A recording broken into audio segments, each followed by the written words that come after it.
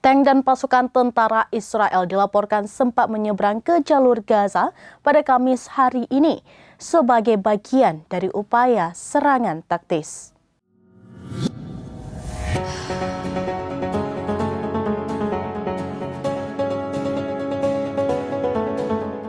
Tank dan pasukan tentara Israel dilaporkan sempat menyeberang ke jalur Gaza pada Kamis 26 Oktober sebagai bagian upaya dari serangan taktis.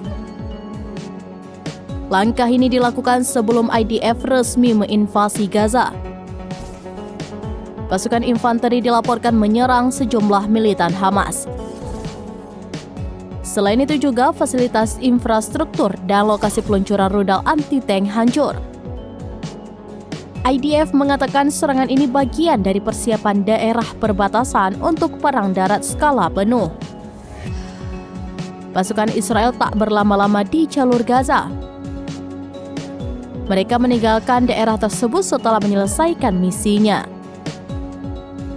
IDF juga merilis video penyerangan di wilayah Gaza melalui unggahan Twitter resminya. Publikasi tersebut mencatat bahwa serangan ini sebagai penyusupan IDF terbesar ke Gaza sejak awal perang. Sebelumnya diberitakan Israel telah setuju untuk menunda operasi darat di jalur Gaza hingga Amerika Serikat menempatkan pertahanan udara untuk pasukannya di wilayah tersebut.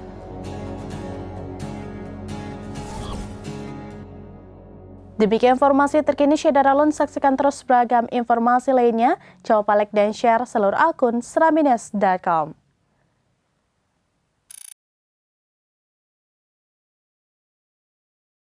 Download Tribun X sekarang, menghadirkan lokal menjadi Indonesia.